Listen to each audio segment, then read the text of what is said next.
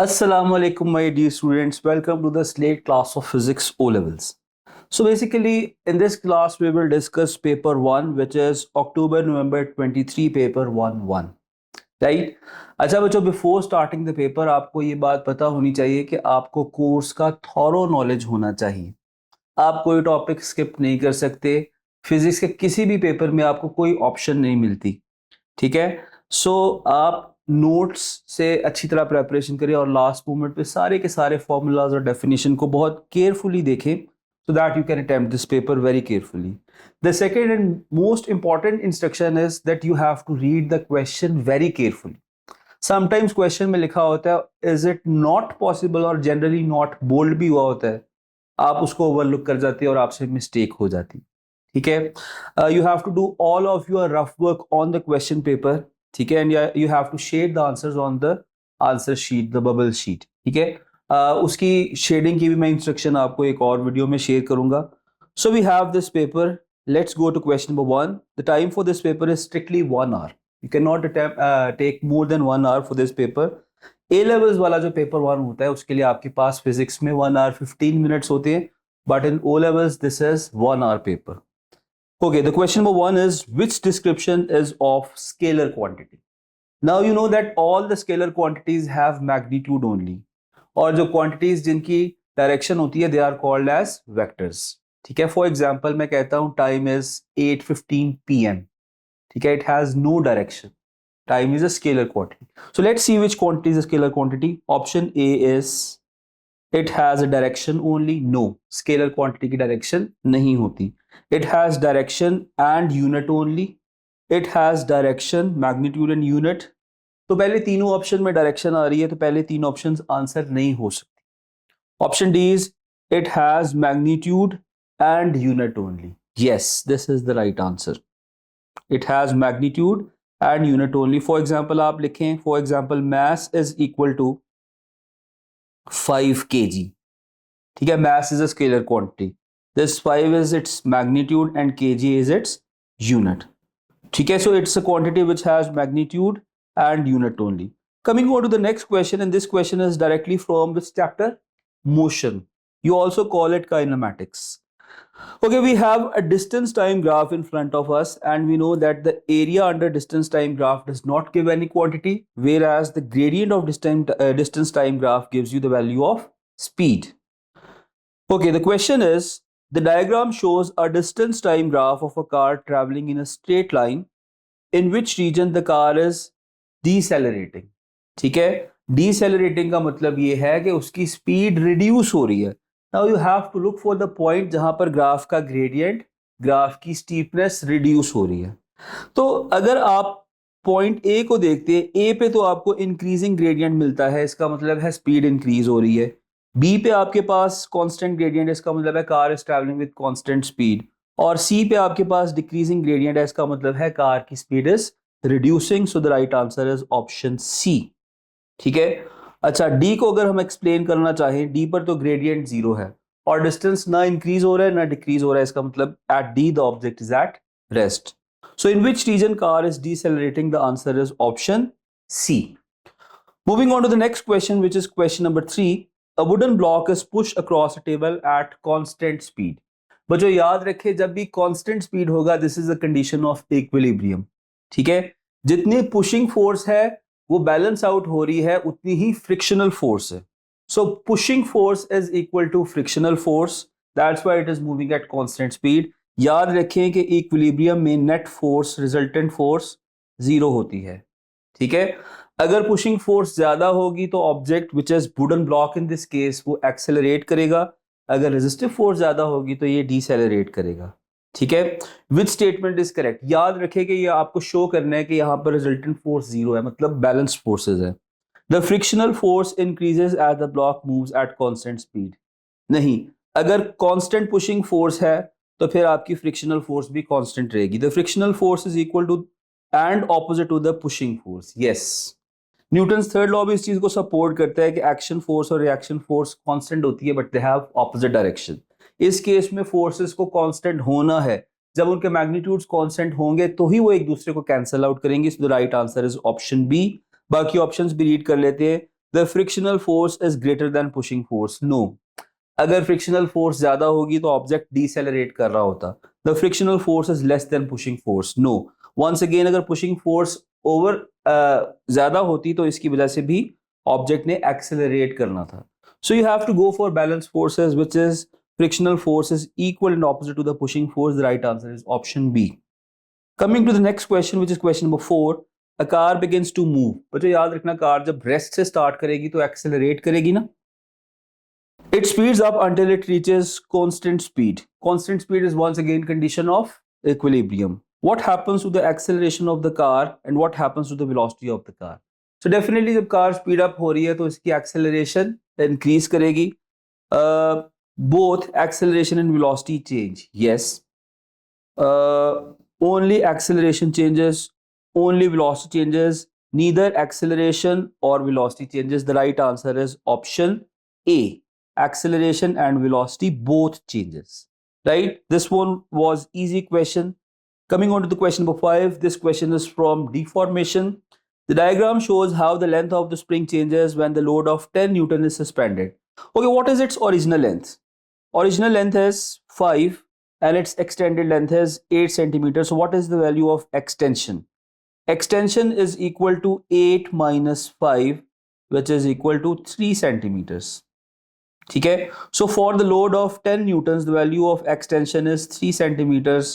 Now, the 10 Newton load has been replaced by 20 Newtons load. What is the new length? He is not asking for extension, he is asking for extended length. अच्छा, इसको आप ratio method से करें.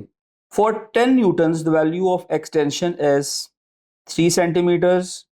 सो for 20 newtons what is extension? Ratio method से इसका answer आ रहा है 6 centimetres. Now extended length is equal to actual length plus extension. Actual length is 5, extension is 6. Extended length is coming out to be 11 centimetres which is option B. ठीक है, आप इसको Hooke's law से भी कर सकते हैं. याद रहे कि इसमें कॉमन मिस्टेक क्या होती है बच्चे, डायरेक्टली लेंथ के ऊपर हुक्स लॉ अप्लाई करते हैं, लेकिन आपको लेंथ से पहले एक्सटेंशन फाइंड आउट करनी है, उसके बाद हुक्स लॉ अप्लाई करना है. जो नई एक्सटेंशन आएगी उसको ओरिजिनल लेंथ में ऐड करना है. तो इसका जरा स्टेप समझें. फर्स्ट स्टेप इज कि आप लेंथ से एक्सटेंशन फाइंड आउट करें, उस एक्सटेंशन पर हुक्स लॉ अप्लाई करके न्यू एक्सटेंशन फाइंड आउट करें. ठीक है, और न्यू एक्सटेंशन में एक्चुअल लेंथ को ऐड करें तो आपके पास extended length या new length आएगी, that is 11 centimeters. The next question is question number 6. A force F causes a moment about O. अब point O को identify करें. Point O is pivot.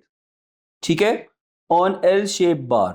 The force F acts at point P. What is the moment about O? So this is O. This point will be considered as pivot, right? So force जो act कर रही है, that force is force F. ठीक है, now you must know the definition of moment. Moment is product of force and perpendicular distance between force and pivot. अच्छा, अब आप force की जरा डायरेक्शन देखें. Force is acting in this direction, green line के along. You can say that this green line is line of action of force, and you have to consider perpendicular distance between line of action of force and pivot. Perpendicular distance जो है वो line of action of force के साथ हमेशा 90 degree का angle form करता है, and that distance is, you can clearly identify that distance is d4. ठीक है, so moment is force which is F multiplied by perpendicular distance which is d4. यहां से आपके पास आंसर आ जाएगा FD4. The right answer is option D. इसके अलावा जितने भी डिस्टेंसेस हैं D1, D2, D3 और D4, ये सारे के सारे डिस्टेंसेस परपेंडिकुलर डिस्टेंसेस नहीं हैं. सिर्फ ये वाला D4 डिस्टेंस जो है ये perpendicular distance between force and pivot है, because it is making an angle of 90 degrees. ठीक है, so you have to do such questions very carefully. Okay, the next question. आपने बच्चों क्वेश्चन की शेप देख के, क्वेश्चन की डायग्राम देख के कंफ्यूज नहीं होना. ठीक है, ये क्वेश्चंस आसान क्वेश्चंस हैं, क्वेश्चन मुश्किल नहीं है. This question is about principle of moments. A uniform meter rule of weight W is pivoted at 25 centimeter mark and held horizontal by force F.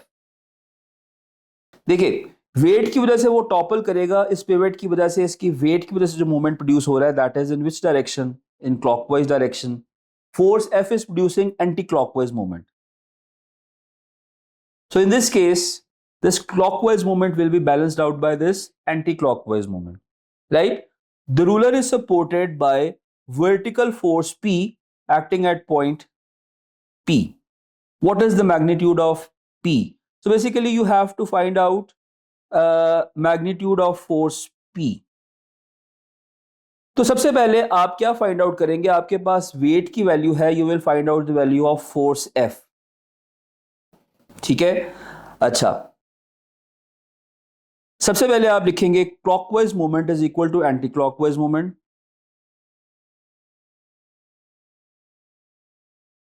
Let's find out force F in terms of W first. So what is the distance between pivot and weight? ये distance बताइए कितना है. Pivot जो है वो centred है 25 centimetre mark पे और वेट जो एक्ट कर रहा है वो एक्ट कर रहा है 50 सेंटीमीटर मार्क पे. So this distance is 25 centimetres. Now what is distance between pivot and force? ये वाला distance.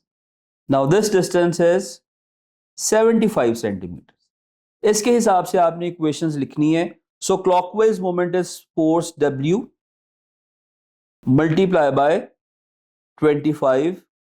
Anti-clockwise moment is force F multiply by 75, right? So force F is equal to W multiply by 25 divided by 75. This value is W by 3. ठीक है. लेकिन आपको कौन सी force find out करनी है? आपको फाइंड आउट करनी है फोर्स P. ठीक है. जैसा कि ये सिस्टम इक्विलिब्रियम में है तो इस केस में फोर्सेस भी बैलेंस्ड आउट होनी चाहिए. तो जितनी अपवर्ड फोर्सेस हैं that will be equal to total downward forces. इस पूरी डायग्राम में टोटल फोर्सेस कितनी है? There are total of 3 forces. One is force F, the second one is force P and the third one is force W. So upward forces are equal to downward forces. Upward force is F and P. This will be equal to downward force which is W. आपने कौन सी force find out करनी है? You have to find the magnitude of force P. So force F को आपने find out किया है. This is W by 3 plus P is equal to W, right? So P is equal to W minus W by 3. LCM लेके solve करेंगे आपका answer आ जाएगा W by 2. Sorry, LCM लेके solve करते हैं इसको. 3 आ जाएगा LCM. This will be 3W minus W. This will be written as 2W by 3. And this is option C. 2W by 3 is option C. Coming to the next question, the diagram shows a stationary fairground ride with 4 chairs of equal mass. Which chair has most gravitational potential energy? बच्चों ये तो बहुत आसान question है. Gravitational potential energy of the object is due to its height. तो इस ground level से maximum height पर कौन सी चेयर प्रेजेंट है? ग्राउंड लेवल पे मैक्सिमम हाइट पे चेयर ए प्रेजेंट है. ये तो मेरे जैसा बच्चा भी कर लेगा, right? So the answer is option A. Okay, now the next one is question number 9. Hydro electric and tidal power stations generate electrical energy. अच्छा, आपको पता है हाइड्रो इलेक्ट्रिक जो है that is due to water cycle. Water cycle जो है मतलब जब रेन होती है उसके बाद रेजरवॉयर्स में पानी आता है, उसके फ्लो से हाइड्रो इलेक्ट्रिक जनरेट होती है. And tidal power is due to moon. तो दोनों जो हैं ये रीन्यूएबल सोर्सेज ऑफ एनर्जी है. Do these use renewable source of energy? Yes, both of them use renewable source of energy. So the right answer is option D. The next question is question number 10. Which energy resource is correctly described? Energy resource, biofuel which is renewable, availability at all times नहीं होती. Nuclear is not renewable. ठीक है. Solar and wind are renewable. ठीक है. Okay. Biofuels are renewable, availability at all times इस वजह से होगी कि अगर आपके पास इसके रिजर्व्स हैं तो आपने एक बार रिजर्व कर लिया तो आप उसको यूज कर सकते हैं। इसको रिजर्व में होना जरूरी है, अगर रिजर्व होगा तो आप यूज कर सकते हैं। फॉर एग्जांपल बैटरी अगर आपके पास अवेलेबल है, आप जब मर्जी यूज करें, आज यूज करें, कल यूज करें, एक साल बाद यूज करें। न्यूक्लियर इज नॉट रिन्यूएबल, तो ये पार्ट गलत हो गया। Solar is renewable and wind is also renewable, so the right answer is option A. ठीक है। Coming to the next question, which is question number 11. A small motor has input power of 10 watts. याद रखना motor के लिए जो input power होगी वो किस फॉर्म में होगी, वो इलेक्ट्रिकल की फॉर्म में होगी। And switch on for 5 minutes. What is the electrical energy input? बच्चों आपको एनर्जी का फॉर्मूला पता होना चाहिए। This is very easy, energy is equal to power multiply by time. ठीक है, power is 10 watts, time is 5, you have to convert it into SI unit which is seconds, तो आप इसको फर्दर 60 से मल्टीप्लाई करेंगे, right. So 10 multiply by 5 multiply by 60, answer is 3000। The right answer is option D, 3000, and the right unit of energy is joules. Question number 12. Two liquids X and Y are poured into beaker of different sizes. X has density of 1000 kg per meter cube and Y has density of 900 kg per meter cube. तो substance X जो है वो तो clearly water है, because water की density होती है 1000 kg per meter cube. Substance Y is less dense. It can be certain kind of oil or it can be less dense liquid, could be petrol or something. On the basis of the beakers, what has the greatest pressure? अच्छा बच्चों, pressure तो height पर depend करता है और density पर भी depend करता है। Pressure exerted by liquid is equal to rho g h. तो कौन से ऐसे दो लिक्विड्स हैं जिनकी मैक्सिमम डेप्थ है, सी और डी? ठीक है, तो आपने हाइट की बेस पर डिसाइड किया, आंसर ऑप्शन सी या डी होगा, because they have same height. Next वो वाला आंसर सिलेक्ट करेंगे जिसकी डेंसिटी ज्यादा होगी। प्रेशर हाइट के साथ तो प्रोपोर्शनल है, pressure is also proportional with density. तो किसकी डेंसिटी ज्यादा है? Density is greater of liquid X, so the right answer is option C. ठीक है, ऑप्शन सी इस वजह से है, दोबारा से बता रहा हूं, बिकॉज लिक्विड एक्स की हाइट भी मैक्सिमम है और लिक्विड एक्स की डेंसिटी भी मैक्सिमम है। Coming on to the next question, which is question number 13. A swimmer is at the bottom of the pool. The density of water is 1000 kg per meter cube and the gravitational field strength is 9.8. Which expression gives the value of pressure exerted on the swimmer due to water? So what is the formula of pressure? Pressure is equal to rho g h, right? Pressure is equal to rho g h. The value of density is 1000. G is 9.8 and depth is 5.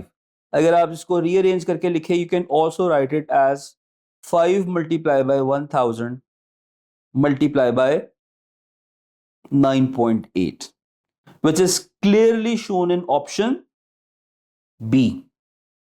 ठीक है, okay. यहां पर दूसरा formula apply क्यों नहीं हो रहा? Pressure is equal to force over area. आपके पास यहाँ पर कोई फोर्स नहीं है। इस फॉर्म में एक आंसर लिखा हुआ है, बल्कि दो आंसर्स लिखे हुए हैं, एक 1000 डिवाइडेड बाय 5 है और एक 1000 मल्टीप्लाई बाय 9.81 डिवाइडेड बाय 5 है, where 5 is depth not area. तो कभी भी डिनोमिनेटर में डेप्थ तो नहीं ना हो सकती, एरिया होगा ना। So the right answer is option B. तो इसको आपने किस फॉर्मूला से सॉल्व किया है? याद रखना, जनरली फ्लूइड्स के ऊपर फॉर्मूला यही वाला यूज होता है, pressure is equal to rho g h. So the right answer is option B. The next question is question number 14. In question number 14, some gas is trapped in a large syringe. The atmospheric pressure is 100 kilopascals. The gas pressure is 200 kilopascals. तो अगर gas का pressure ज्यादा है तो piston outward move करेगा। ठीक है, so pressure of gas is 200 kilopascals above atmospheric pressure. तो इसका मतलब ये है, ये थोड़ा सा ट्रिक है इसके अंदर, the pressure of gas is equal to is greater than atmospheric pressure ना। कितना ग्रेटर है? It is greater by amount of 200 kilopascals इसका मतलब ये है pressure of gas is 200 kilopascals above atmospheric pressure. So 200 kilopascals plus 100 kilopascal will give you the value of pressure of gas, which is 300 kilopascals. A piston is moved outward so that the volume of the gas trapped is doubled. ठीक है, what is the new pressure? तो बच्चों जब volume double होगी तो pressure exactly half हो जाएगा. What is half of 300 kilopascals? 150. So the right answer is option B, जिसको आप इस तरह से भी सॉल्व कर सकते हैं. P1 V1 is equal to P2 V2. Previous pressure is 300 kilopascals, previous volume is V. New pressure आपने फाइंड आउट करना है, new volume is 2V. V से कैंसल आउट हो जाएगी. P2 is equal to 300 divided by 2. The right answer is 150 kilopascals. Okay, 150 kilopascals is option B. Okay, the next question is question number 15. Graph of temperature against time is shown of a material being heated from its solid state. ठीक है. अच्छा बच्चों, आप देख सकते हैं कि आपके सामने एक हीटिंग कर्व प्रेजेंट है और इसमें दो टाइम्स ऐसे हैं जिसमें कांस्टेंट टेम्परेचर है. फर्स्ट कांस्टेंट टेम्परेचर पर क्या होता है? फर्स्ट कांस्टेंट टेम्परेचर पर सब्सटेंस जो है वो मेल्ट करता है और सेकंड कांस्टेंट टेम्परेचर पर ऑब्जेक्ट जो है वो बॉयल करता है. ठीक है. So X is melting and ji is boiling. ठीक है. और इसके दरमियान स्टेट कौन सी होती है? जब ऑब्जेक्ट सब्सटेंस कंप्लीटली मेल्ट हो जाता है, इसकी स्टेट होती है liquid. So what is happening in stage Y? Stage Y में लिक्विड का टेम्परेचर राइज हो रहा होता है, right? So X is melting, Y liquid becomes hotter and ji is clearly boiling. Question number 16. A student on a camping expedition cools a seal bottle of water which is at same temperature as surrounding air. ठीक है. तो याद रखना, जब भी वो seal water को cool करेगा तो उसका इंटरनल प्रेशर जो है वो रिड्यूस होगा. Which method cools the water at the greatest rate? Wrap a bottle in aluminium. याद रखना, एल्यूमिनियम मेटल है, metal is a conductor, and place it in a shady place. ठीक है. Wrap a bottle in a dry white paper and put a water in a sunny place. Okay. Wrap a bottle in a foam and put it in a breeze. तो foam से ये cool नहीं होगी because foam insulator है, वो internal heat को contain करेगा. The next one is wrap a bottle in a wet place and put it in a breeze, and this is the best possible method. Option D. क्यों? Because wet paper जब अपनी evaporation से water evaporate होगा, breeze की वजह से water greater rate पे evaporate होगा, तो evaporation produces cooling effect. तो cooling effect से क्या होगा? Cooling effect से इसका अपना temperature drop होगा. So the right answer is option D. Question number 17. A student suggests three factors that affect the rate of emission of thermal energy by radiation from the hot object. बच्चों याद रखना, radiation is transmission of infrared radiations from a hot surface. Okay. These factors are the surface temperature of the object, the surface area of the object, and surface color of the object. Which suggestions are correct? Okay. Student suggests that three factors affect. तो बच्चों याद रखना, जितना surface temperature ज्यादा होगा उतनी ज्यादा radiations होंगी. तो इसका मतलब है सरफेस टेम्परेचर तो रेडिएशन के रेट को अफेक्ट करता है. सरफेस एरिया, जितना सरफेस एरिया ज्यादा होगा उतनी एमिशन भी ज्यादा होगी, तो ये भी अफेक्ट करेगा. एंड सरफेस कलर, कलर भी इंपैक्ट करता है. As you know that black colours are good emitters and white colours and shiny colours and light colours are poor emitters. तो कलर भी इंपैक्ट करेगा. So all three colours will impact the rate of radiation. The right answer is option A. Okay, moving on to the next question, question number 18. Now this question is about reflection because mirror involved hai. A plane mirror of vertical walls forms an image of an object placed in front of it.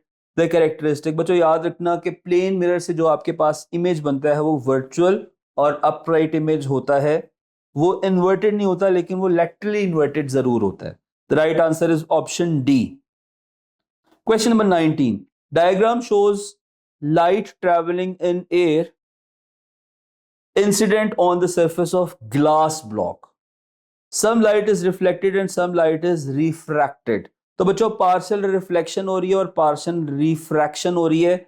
याद रखना जब reflection होगी तो angle of incidence will be equal to angle of reflection, which is true in option B, C and D. And because it is entering denser medium, it is entering glass, which is denser medium, it must bend towards normal.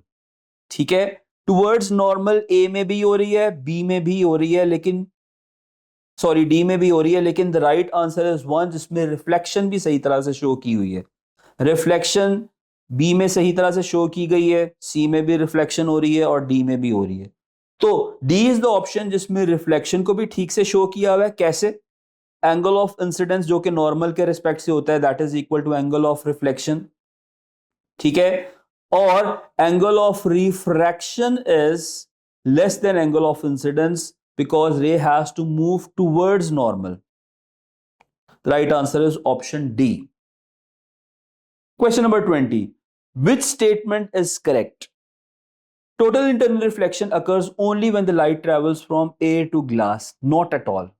For total internal reflection, rays of light must move from more dense to less dense medium, from dense to rare medium. A larger reflective index, the larger refractive index of glass, the larger the critical angle. बच्चों जितनी ज्यादा refractive index होगी, critical angle उतना कम होगा. So this is not true. Option C. When total internal reflection occurs, angle of incidence is equal to angle of reflection. Yes. जब आपका angle critical angle से ज्यादा हो जाएगा, उसके बाद टोटल इंटरनल रिफ्लेक्शन स्टार्ट हो जाएगी और उसके ऊपर रूल्स ऑफ रिफ्लेक्शन अप्लाई करेंगे. The main rule of reflection is angle of incidence is equal to angle of reflection. Okay, answer seems to be option C, लेकिन लास्ट क्वेश्चन को भी read कर लेते हैं, लास्ट ऑप्शन को. when total internal reflection occurs, the angle of incidence is less than a critical angle. No, angle of incidence is greater than critical angle. So the right answer is option C. So we will complete the next part of this paper in the next video. Stay tuned. Thank you for now.